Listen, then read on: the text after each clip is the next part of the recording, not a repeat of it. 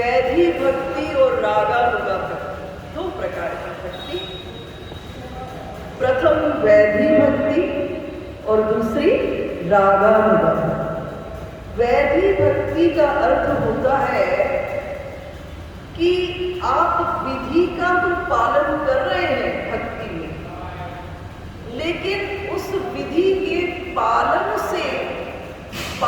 में अनुराग नहीं है, उस विधि के पालन में प्रीति नहीं है, उसमें नित्य नूतन उत्साह नहीं है, उसमें उल्लास नहीं है, उसमें आनंद नहीं।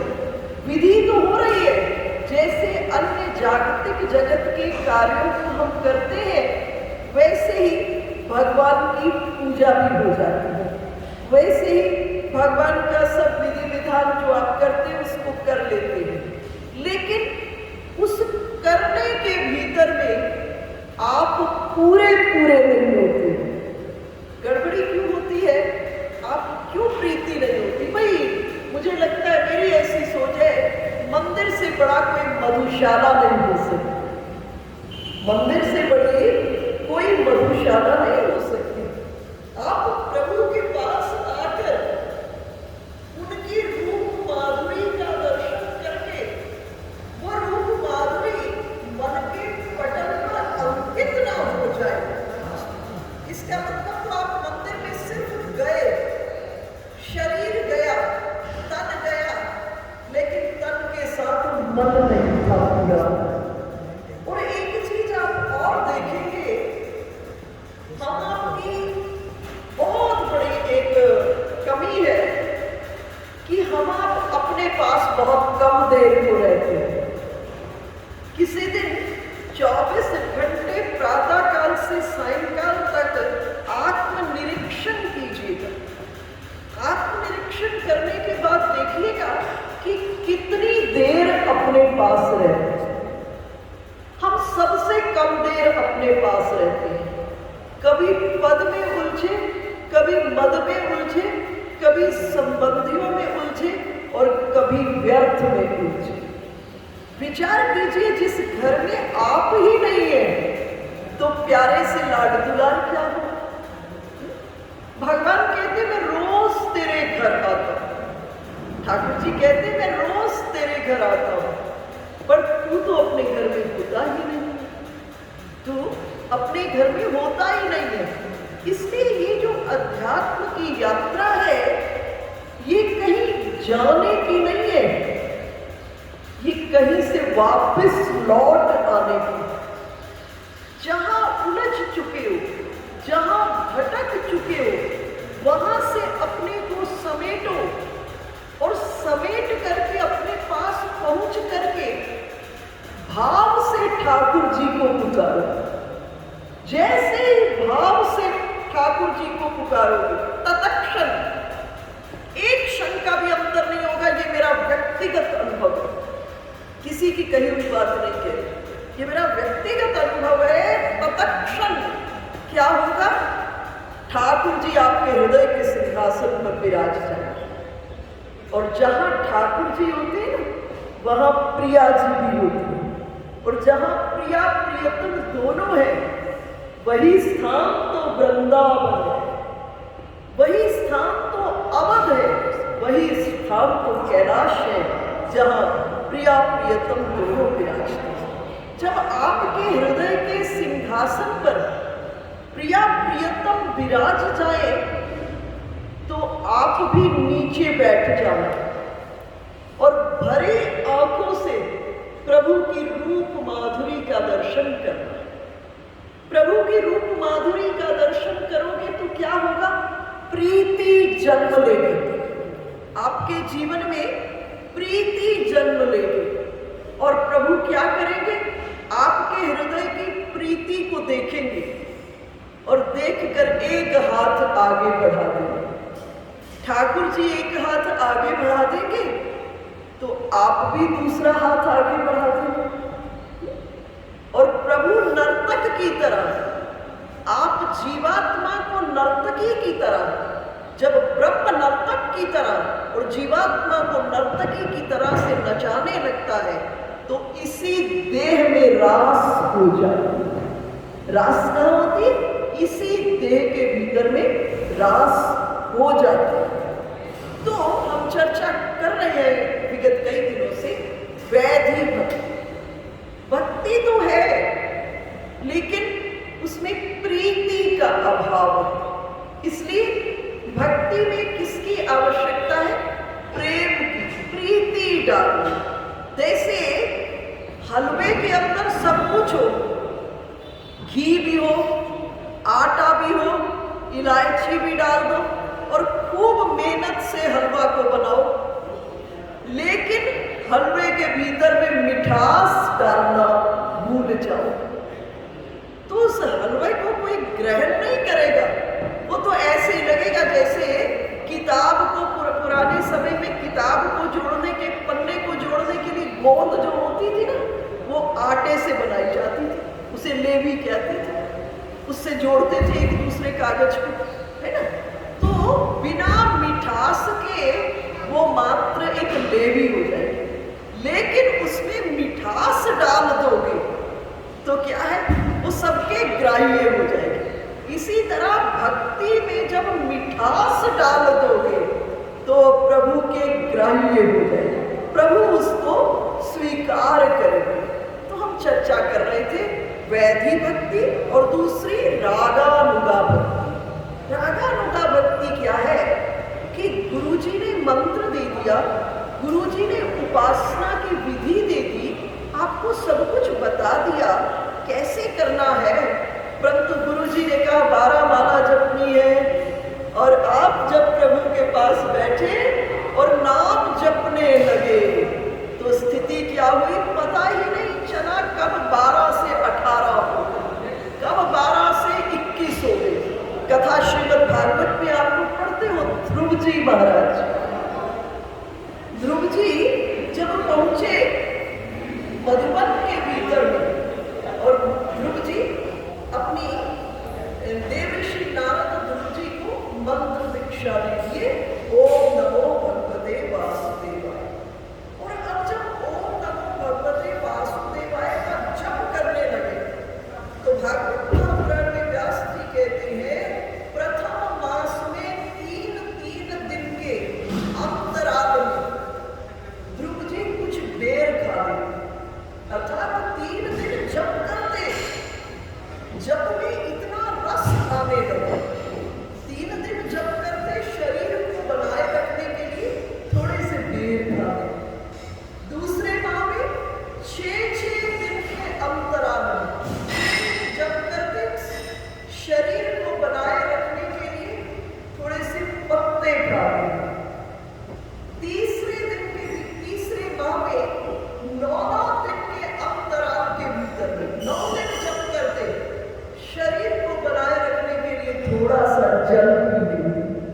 चौथे माह में 12 दिन के अंतराल में 12 दिन जप करते, फिर शरीर को बनाए रखने के लिए थोड़ी सी वायु को पी लेते, थोड़ी सी वायु को पी लेते। अर्थात जप के भीतर में क्या आने लगा? स्वाद। जप के भीतर में क्या होने लगा? रस आने लगा। देखो जब आप भोजन करते हो ना, 3 चीज होती है। पहला पेट भरता, दूसरा शरीर में शक्ति आती है और तीसरा तृप्ति, सेटिस्फेक्शन, भोजन हो गया, तृप्ति। एक अंतःकरण में आपको तृप्ति होती है कि हमने भोजन प्रसादी पा ली है। इसी तरह से जब नाम जप करो तो क्या हो? प्रथम उस नाम जप से आपका मन प्रभु चरणों में जाकर बैठ जाए और मन जो है प्रभु के एक एक अंग से जो माधुर्य रस प्रवाहित हो रहा है, उस माधुर्य रस का पान करने लगे मन, तो मन तो तृप्त होगा। उसके बाद फिर बार बार उस नाम को जपने की अंदर में प्यास, त्वरा, और फिर क्या है, सदा सदा के लिए प्रभु चरणों में बैठ जाने की रुचि, ये तीन चीजें एक साथ ही नाम जप में होनी चाहिए, नाम जप में होनी चाहिए। तो रागम युगा भक्ति का अर्थ है कि प्रभु की जब आप भक्ति में, नाम जप में, विधि में, अनुष्ठान में बैठे तो नित्य नूतन प्रीति, नित्य नया उल्लास और नव आनंद की अनुभूति भक्त को। भक्त की संपत्ति कौन है? भक्त की संपत्ति भगवान है, भक्त की संपत्ति ठाकुर जी है। नारद भक्ति सूत्र में 3 प्रकार की भक्तियों का वर्णन देवऋषि नारद करते हैं। एक कहते हैं भजनम भक्ति, दूसरी कहते हैं भागो भक्ति और तीसरी भंजनम भक्ति। देवऋषि नारद भक्ति सूत्र में वर्णन कर रहे हैं। भजनम भक्ति का क्या अर्थ है? तो कह रहे किम नाम भजनम, भजन किसे कहते हैं? बोले भजनम नाम रसनम, रस पीने की जो कला है उसका नाम भजन है। रस पीने की जो कला है उसका नाम भजन है।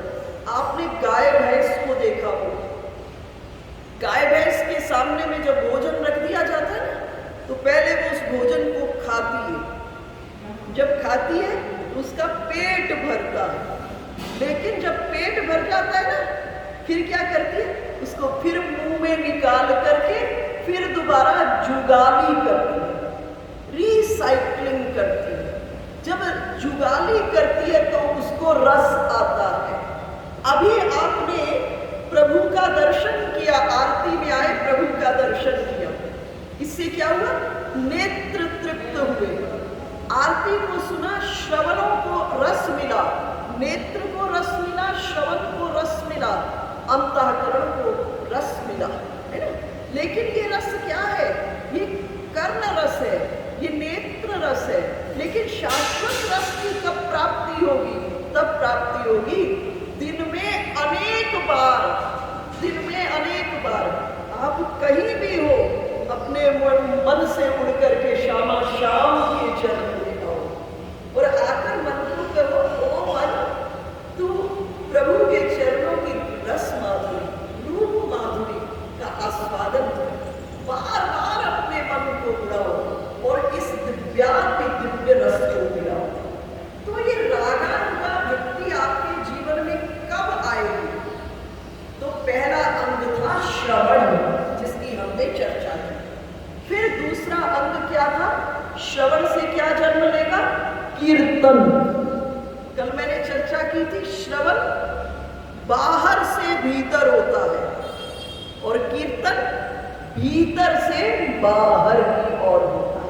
जब श्रवण से अंतरंग पुष्ट हो जाता है, जब श्रवण से आपका रोम रोम तुष्ट हो जाता है, पुष्ट हो जाता है, परिपुष्ट हो जाता है, तो अब क्या होता है? भीतर रस से भर गया, अब भीतर का रस बाहर आए, इसे कीर्तन कहते हैं। चैतन्य महाप्रभु कीर्तन की महिमा कहते हुए क्या कह रहे हैं? चेतो दर्पण मार्जनम भव महादावाग्नि निर्वापनम श्रेय कैरव चंद्रिका वितरणम विद्यावधु जीवनम आनंदम आनंदामुदि वर्धनम प्रतिपदम पूर्णामृत स्वादनम सर्वात्म संपन्नम परम विजयते श्री कृष्ण संकीर्तनम। चेतो दर्पण मार्जनम, ये चित्त रूपी दर्पण का मार्जन करती है, सफाई कर देती, घिस घिस के चित्त रूपी दर्पण का मार्जन करती है। चित्त रूपी दर्पण का मार्जन करती है।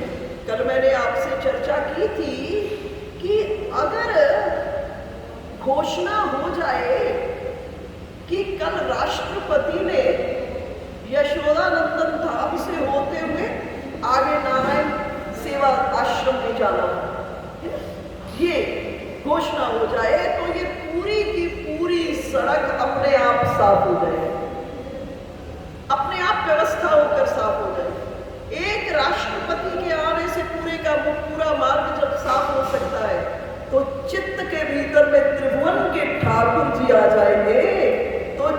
अपने आप उसका मार्जन हो जाएगा, उसकी सफाई हो जाएगी।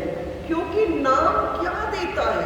देखो, नाम खाली नाम नहीं है, नाम के अंदर नाम ही समाया हुआ है।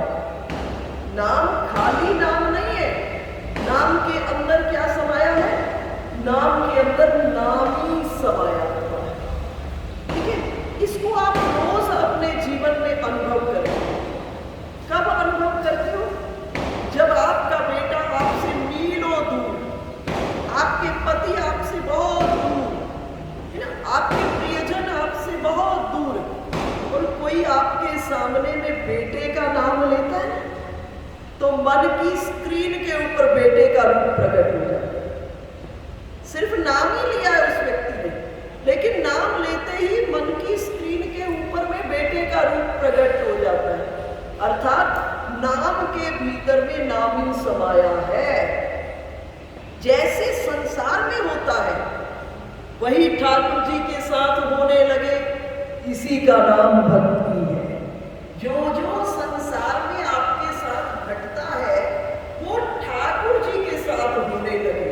कोई आपके सामने में कहे श्री कृष्ण, मन की स्क्रीन पर माथे पर मोर पंख, गले में कुंजावतन जयंती की माला, कटी पर पीतांबरी, अधरों पर वेणु धारण किए हुए श्री कृष्ण प्रकट हो जाए। कोई आपके सामने में नाम ले महादेव का, तो आपके सामने में रूप प्रकट हो जाए। जटाओं पर से गंगा प्रवाहित हो रही है, कटी पर बागांबर, कांधे पर गजांबर, गले में सर्पों के आभूषणों को धारण किए हुए शिव सामने में प्रकट हो जाए। तो नाम खाली नाम नहीं है, नाम के अंदर में नाम ही समाया हुआ है। तो कीर्तन, चैतन्य महाप्रभु कह रहे हैं, कीर्तन क्या करता है? कीर्तन करता है आपके चित्त के दर्पण को साफ कर देता है। भाव महादावाग्नि निर्वापनम, ये संसार के भीतर में एक आग लगी हुई, एक दौड़ लगी हुई है। सब कुछ है, एयर कंडीशन कमरों में बैठे हैं, लेकिन चित्त में शांति नहीं है, चित्त में उद्विग्नता है ना। तो ये जो चित्त की उद्विग्नता है, जो अशांति है, और गीता में कृष्णचंद्र स्पष्ट कह रहे हैं, अशांतस्य कुतः सुखम, है ना। अशांत व्यक्ति को कभी सुख नहीं मिल सकता। तो वास्तविक सुख चाहते हो तो जरूरत क्या है कि प्रभु के साथ संबंध बनाओ। वास्तविक शांति चाहते हो तो प्रभु को अपना बना लो, अपना मान लो हृदय से। और जैसे ही मानोगे, प्रभु बड़े सरल है, संसार वालों को लाख मनाते रहो और लाख मानते रहो, लाख मनाते रहो, लाख मानते रहो संसार वालों को, ये कभी गहनता से आपको अपना नहीं मानेंगे। लेकिन प्रभु को झूठे भी कह देते हो ना कि मैं आपका हूं, मैं आपकी हूं, प्रभु हम तुम्हारे हैं, तो प्रभु झूठ को भी सत्य मान लेते हैं। ये प्रभु की विशेषता है। इसीलिए तो गोस्वामी जी महाराज ने कहा, भाई कुभाई अनख आलसू नाम जपत मंगल दिसी दसहू, बस नाम को जपो प्रभु के। तो अंतरंग के भीतर में ये जो अशांति है, ये जो आग है, इस आग को कौन शांत करता है? प्रभु का नाम। श्रेय कैरव चंद्रिका वितरणम, ये श्रेय अर्थात कल्याण रूपी कुमुदनी को खिलाने के लिए चंद्रमा की किरण है नाम। नाम क्या है? कल्याण रूपी कुमुदनी को खिलाने के लिए चंद्रमा की किरणें है नाम। चंद्रमा की किरणों में कितनी शीतल है, कितनी शीतलता, कितना सुखद लगता है। रात्रि में जब पूर्ण चंद्रमा की किरणें पड़ती हैं, जीव को परम शांति की अनुभूति होती है। देखो, दो चीजें हैं, एक विज्ञान की बात करती हूँ आपसे, एक है सूर्य की किरणें और एक चंद्रमा की किरणें। आज सूर्य की किरणों का लोग बहुत महत्व बताते हैं, लेकिन एक बात बता दूं, सूर्य की किरणों से भी ज्यादा महत्व चंद्रमा की किरणें हैं। जितनी वनस्पति है, जितनी औषधियां हैं, जितने हम आप है, स्त्रियों के जीवन का तो विशेष संबंध है चंद्रमा के साथ। तो चंद्रमा की किरणों से रस पड़ता है किसी भी चीज में, औषधियों में, वनस्पतियों में, और सूर्य की किरणें उस रस को पकाती हैं। जब रस पड़ेगा ही नहीं तो पकाओगे क्या? इसलिए चंद्रमा की किरणों से भी अधिक सूर्य की किरणों से भी अधिक महत्व किसका है? चंद्रमा की किरणों का। और आज हम आप बीमार क्यों हो गए हो? सिर्फ एक ही कारण, चंद्रमा की किरणों से वंचित हो गए। घर में दरवाजों के भीतर में हम आप बंद रहते हैं, पहले खुले आंगनों में सोते थे। चंद्रमा की किरणें पूरी रात व्यक्ति लेता था, इसलिए सुबह उठता था तो स्वस्थ उठता था। आज हम आप एसी के भीतर में सोते हैं और सुबह जब उठते हैं तो आधा शरीर दर्द कर रहा होता है। इसीलिए आप लोगों को भी कही थी तितिक्षा, गर्मी सर्दी सहन करने की शक्ति को डेवलप करो। कैसे ये डेवलप होगी? ये डेवलप होगी आप उस ब्रह्म के अंश हो। आप किसके अंश हो? उस परमात्मा के अंश हो, और परमात्मा के अंश होने के कारण आप में भी बहुत बड़ी शक्ति है, लेकिन हम आप अपनी शक्ति को पहचान नहीं पाए, जो हमारे पास शक्ति है। तो श्रेय कैरव चंद्रिका विदर्णम विद्या वधु जीवनम, ये विद्या रूपी वधु का जीवन है। भगवान का नाम क्या है? विद्या रूपी वधु का जीवन है। आनंदानुदी वर्धनम, ये आनंद का प्रतिक्षण वर्धन करने वाला है। भगवान का नाम संकीर्तन प्रत्येक क्षण इसको बढ़ाने वाला है। आनंदानुदी वर्धनम प्रतिपदम पूर्णामृतम स्वादनम सर्वात्म संपन्नम परम विजयते श्री कृष्ण संकीर्तनम। अर्थात भगवत नाम संकीर्तन अपने आप में पूर्ण है, अपने आप में परिपूर्ण है। तो हम और देखिए, हमारे जब आदि गुरु शंकराचार्य काशी में पहुंचे तो काशी में जो विद्वान थे ना, वो व्याकरण के सूत्रों को रट रहे थे, वेदांत के सूत्रों पर रट कर तैयारी कर रहे थे। और वहां जाकर के शंकराचार्य जी ने उन्हें क्या उपदेश किया? भज गोविंदम गोविंदम भज मूढ़मते। जो वेदांत के सूत्रों को रट रहे थे, क्योंकि सूत्र तो रट रहे थे लेकिन प्रीति नहीं थी। इस प्रीति के अभाव को देखते हुए आदि गुरु शंकराचार्य काशी की गलियों में जाकर के उपदेश किए, भज गोविंदम गोविंदम भज मूढ़मते। भगवान का भजन नाम संकीर्तन, परंतु संकीर्तन अपनी पूर्ण अवस्था में कब आएगा? जब श्रवण पूरा हो जाएगा। जब श्रवण पूर्ण हो जाएगा तो उसका फल क्या होगा? कीर्तन, संकीर्तन। अब क्या कह रहे हैं? रागानुगा भक्ति के कितने अंग हैं? 9 अंग हैं। श्रवणम, कीर्तनम, विष्णु स्मरणम। जब कीर्तन ठीक से हो जाएगा, श्रवण बाहर से भीतर हुआ था, कीर्तन भीतर से बाहर होगा। अब तीसरा अंग स्मरण। स्मरण, स्मरण का अर्थ याद करना नहीं है। याद तो हम उसको करते हैं जिसको हम भूल गए होते। स्मरण बड़ा क्रांतिकारी शब्द है। स्मरण के पहले 3 अक्षर लीजिए, आधा स, पूरा म और र, स्मर। ठीक है, अब स को छोड़ दो, अंतिम 3 अक्षर लो, मरण। अब स और म 2 अक्षर को छोड़ दो, अंतिम 2 अक्षर लो, रण। जब जीवन में स्मरण घटित होगा तो 3 चीजें सदा सदा के लिए चली जाएगी। एक स्मर चला जाएगा। स्मर का अर्थ है काम, काम का अर्थ है कामना, और कामना का बहुत बड़ा विस्तृत क्षेत्र है। कामना का बहुत क्षेत्र है। मैं ये चाहती हूँ, एक वाक्य मैं ये चाहती हूँ और दूसरा वाक्य मैं यह नहीं चाहती। दोनों ही कामना है, दोनों में कामना है। मैं ये चाहती हूँ, ये भी कामना है। मैं ये नहीं चाहती हूँ, ये भी कामना है। लेकिन जब कीर्तन के बाद स्मरण घटित होगा जीवन में, तो तीन चीजें सदा के लिए चली जाएगी। एक स्मर चला जाएगा, अर्थात काम सदा सदा के लिए, जीवन में से कामना सदा सदा के लिए चली जाएगी। कथा से आप परिचित हो। जब 4 दिन की कथा हो गई, सुखदेव जी परीक्षित को क्या कहे?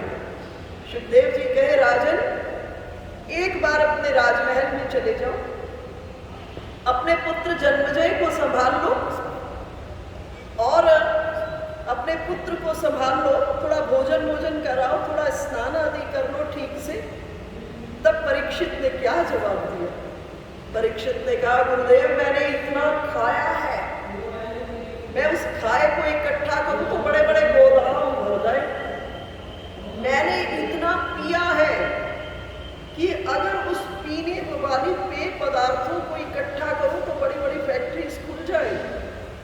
मैंने अपने जीवन में इतना पहना है, अगर उस पहने की वस्त्रों को इकट्ठा करने लगूं तो बड़ी बड़ी मीलें खुल जाएंगी।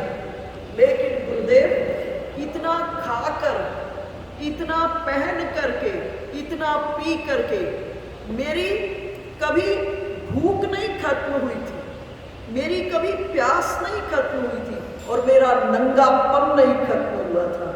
और गुरुदेव आपके मुखचंद्र से जो 4 दिन से श्रीमद् भागवत की कथा को श्रवण किया है, मेरे जन्मों जन्मों की प्यास बुझ गई, मेरे जन्मों जन्मों की भूख खत्म हो गई और मेरे जन्मों जन्मों का नंगापन चला।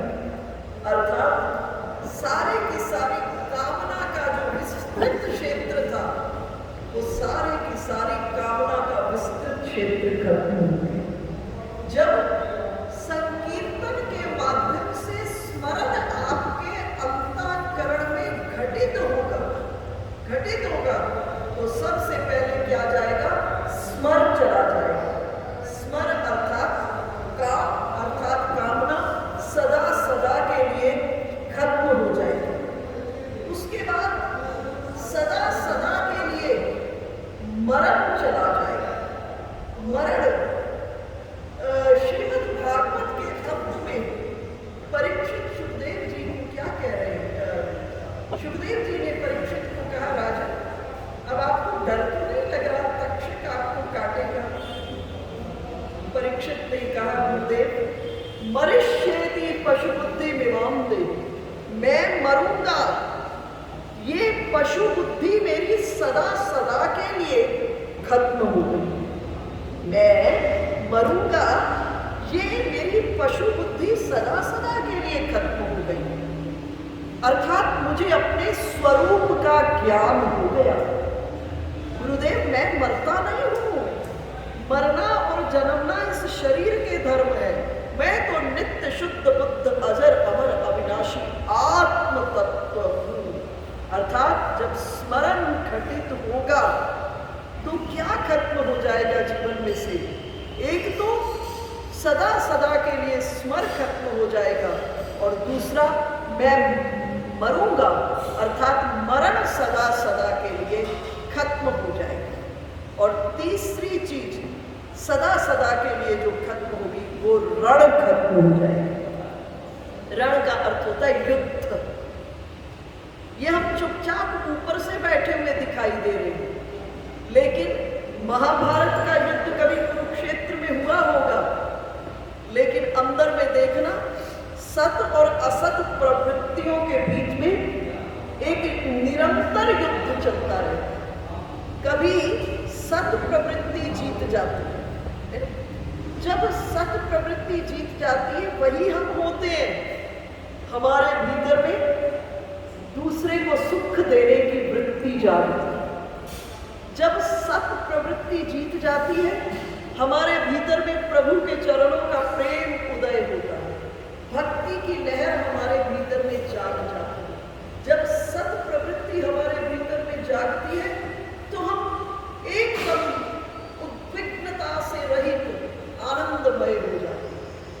कभी कभी असत प्रवृत्ति भी जीत जाती है। जब असत प्रवृत्ति जीतती है वही हम होते हैं, हम दूसरे को कड़वा बोल देते हैं। वही हम होते हैं, दूसरे की हानि के बारे में सोचने लग जाते हैं। तो ये युद्ध हमारे भीतर में निरंतर चल रहा है, आज नहीं, ये कब से न जाने ये युद्ध हमारे भीतर में चल रहा है। मेरे गुरु महाराज कहा करते थे, युद्ध हमारा स्वभाव है और प्रेम के लिए साधना करनी पड़ेगी। बोले इस सृष्टि के भीतर में देखो, एक पशु दूसरे पशु से लड़ रहा है, एक मनुष्य दूसरे मनुष्य से लड़ रहा है, एक पड़ोसी दूसरे पड़ोसी से लड़ रहा है। इसका मतलब युद्ध हमारा स्वभाव है, लेकिन प्रेम के लिए हमको साधना करनी पड़ेगी। इस प्रेम की प्राप्ति के लिए हमको साधना करनी पड़ेगी। तो अर्जुन ने, जब अर्जुन ने महाभारत की युद्ध स्थली के भीतर में अर्जुन ने देखा अपने संबंधियों को, अपने प्रियजनों को, आत्मीय जनों को देखा, अर्जुन ने क्या कहा? अर्जुन ने कहा प्रभु मैं युद्ध नहीं करूंगा। भगवान बोले अच्छा अर्जुन तुम भी मारते हो? अर्जुन ने कहा प्रभु अगर मैं नहीं मारता हूं तो फिर किस बात के लिए आप युद्ध करने को मुझे प्रेरित कर रहे हो? भगवान ने कहा अर्जुन वास्तव में कर्ता पुरुष मैं ही हूं, आप तो इस जगत में निमित्त मात्र हो। जैसे कठपुतलियों को नचाने वाले के हाथ में पतले पतले धागे कठपुतलियों के वस्त्रों से बंधे होते हैं, पतले पतले धागे, और वो धागे किसके हाथ में होते हैं? जो कठपुतलियों को नचाता है उसके हाथ में होते हैं। वो जिस दिशा में धागे का संचालन करता है कठपुतली उसी दिशा में नाच जाती है। हम भी ब्रह्म रूपी नर्तक के हाथ की कठपुतली है। हमारे परम श्रद्धेय राजेश्वरानंद जी का एक भजन है, उस भजन में राजेश्वरानंद जी ने जितने भी भजन कहे कुल मिला के स्वयं उनकी अपनी लेखनी थी।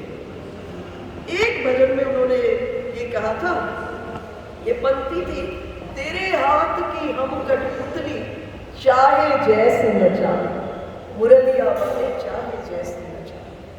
जिस दिन हम अपने जीवन की डोर को परमात्मा को समर्पित कर देंगे उसी दिन क्या हो जाएगा? हमारे जीवन में से रण जो है युद्ध खत्म हो जाएगा। अर्जुन बहुत सी विचार कर रहा है, भगवान से बहुत सी चर्चा की, और बाद में अर्जुन ने क्या कह दिया? शिष्यस्तेहं शाधि माम त्वाम प्रपन्नम्। कहा प्रभु कार्पण्य दोषो प्रहिता स्वभाव पृच्छामि त्वाम धर्म सम्मूढ़ चेता यच्छेयस्या निश्चितं ब्रूहि तन्मे शिष्यस्तेहं शाधि माम त्वाम प्रपन्नम्। कहा कि मैं आपका शिष्य हूं, प्रभु मुझे समझाओ नहीं, मुझे अब समझाओ नहीं, मैं कार्पण्य दोष से ग्रसित हूं, मैं कायरता के दोष से ग्रसित हूं। ऐसे मुझे ना आप समझाओ भी नहीं और पढ़ाओ भी नहीं। प्रभु मैं आपका शिष्य हूं, शिष्यस्तेहं शाधि माम त्वाम प्रपन्नम्। बस मुझसे जो कराना है उसका ना मुझसे करा लो। मैं आपको आपके चरणों के भीतर में समर्पित कर रहा हूं। जब अर्जुन ने ये कह दिया तो भगवान ने युद्ध के बारे में अर्जुन को निर्देश दिया, लेकिन अर्जुन युद्ध भी प्रारंभ कर दिया। हालांकि पूरी भगवत गीता का उपदेश करने के बाद भगवान अर्जुन को नहीं कहे अर्जुन युद्ध करो। पूरी भगवत गीता का उपदेश देने के बाद भगवान ये नहीं कहे अर्जुन युद्ध करो। भगवान क्या कहे? यथा इच्छसि तथा करो, जैसी इच्छा है वैसा करो। भगवान ने अपने कहा, पूरी उपदेश देने के बाद नहीं कहा कि आप युद्ध करो। यथा इच्छसि तथा करो, जैसी इच्छा है वैसा करो। लेकिन अब अर्जुन क्या बोला? नष्टो मोह। प्रभु मैं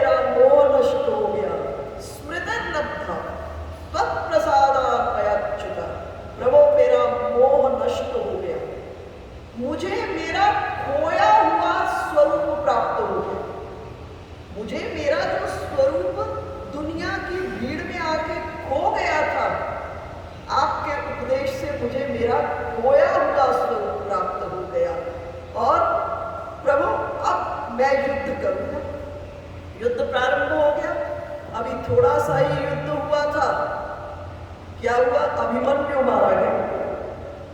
जब अभिमन्यु मारा गया तो फिर अर्जुन में कार्पण्य दोष आ गया। अर्जुन ने गांडीव रख दिया, प्रभु मैं युद्ध नहीं करूंगा। भगवान ने पूछा, अर्जुन तुम अपने पुत्र से मिलना चाहते हो? अर्जुन ने कहा, प्रभु आप सब कुछ कर सकते हो, मुझे मेरे बेटे से भी मिला सकते हो, मुझे मेरे पुत्र से मिलाओ। भगवान अर्जुन को रथ पर बिठाए और बहुत दूर ले गए, और बहुत दूर जाकर के देखा अर्जुन ने हूबहू अभिमन्यु की सूरत एक दैत्य से युद्ध हुआ। जाकर के अर्जुन ने कहा, अभिमन्यु अभिमन्यु मेरे पुत्र मेरे पुत्र। अभिमन्यु ने कहा, अर्जुन देख नहीं रहे हो मैं युद्ध कर रहा हूं? और अपने पुत्र से अपना नाम उत्तेजना में सुनते हुए अर्जुन को बहुत पीड़ा हुई कि मेरा बेटा मेरा नाम लेकर इस प्रकार से बोल रहा है।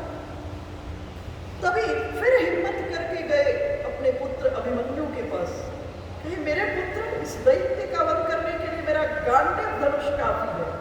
और अब अभिमन्यु ने एक थप्पड़ मारा, कहा मैं आपका बेटा था, अब मैं आपका पुत्र नहीं हूं।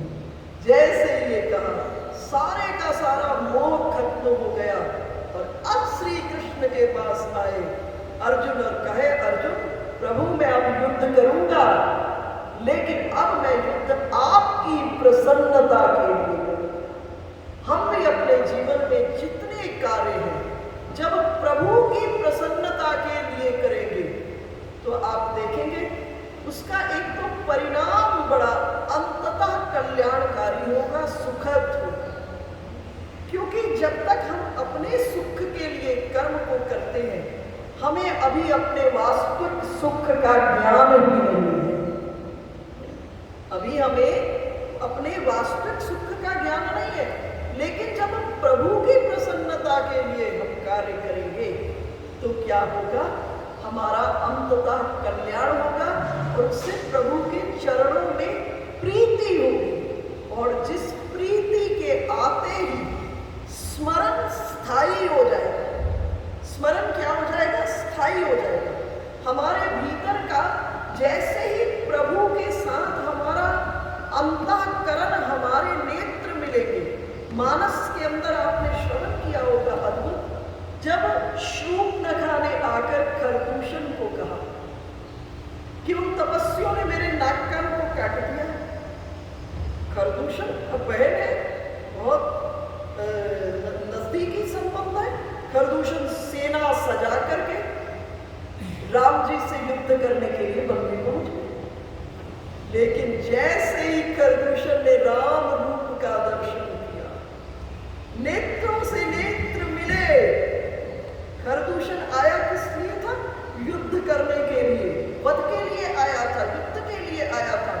लेकिन जैसे ही राम रूप का दर्शन किया, खरदूषण बोल उठा, हम भरी जन्म सुनौ दो भाई, देखी नहीं अस सुंदरता। हम दोनों भाइयों ने जन्म से अनेकों देवताओं को देखा, असुरों को देखा, गंधर्वों को देखा, किन्नरों को देखा, विद्याधरों को देखा, एक से एक सुंदर को देखा, लेकिन ऐसा सौंदर्य हमने अपने जीवन में नहीं देखा। लग रहा है सौंदर्य ही रूप धारण करके पृथ्वी पर प्रकट हो गया।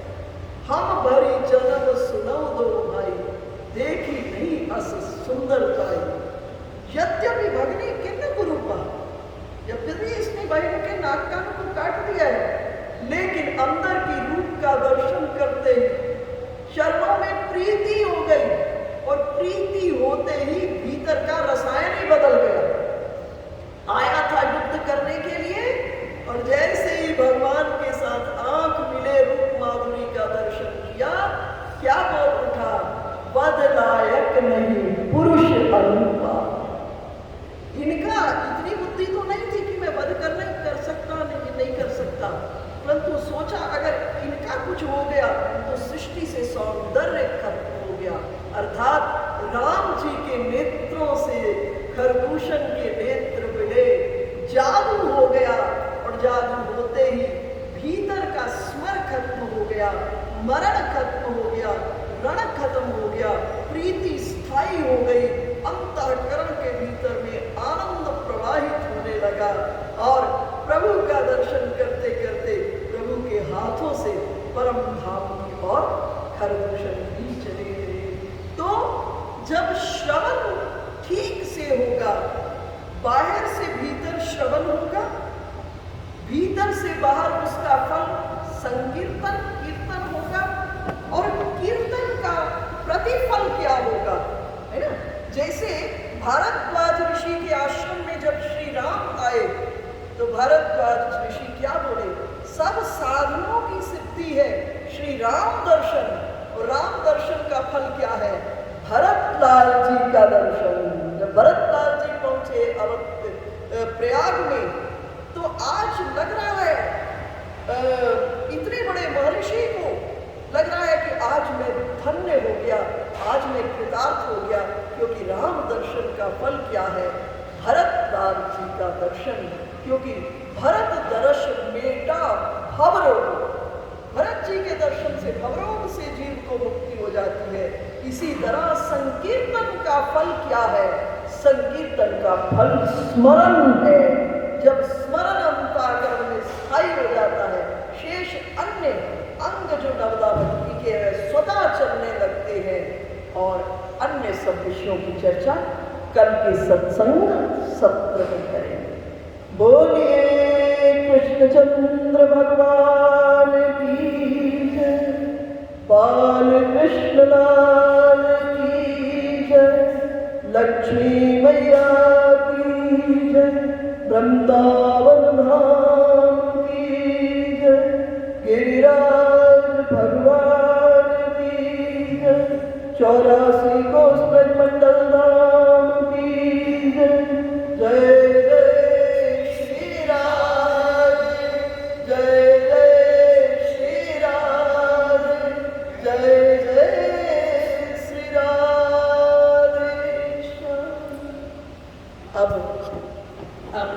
मधुराष्टमी, अब मधुराष्टमी दूसरी दृष्टि से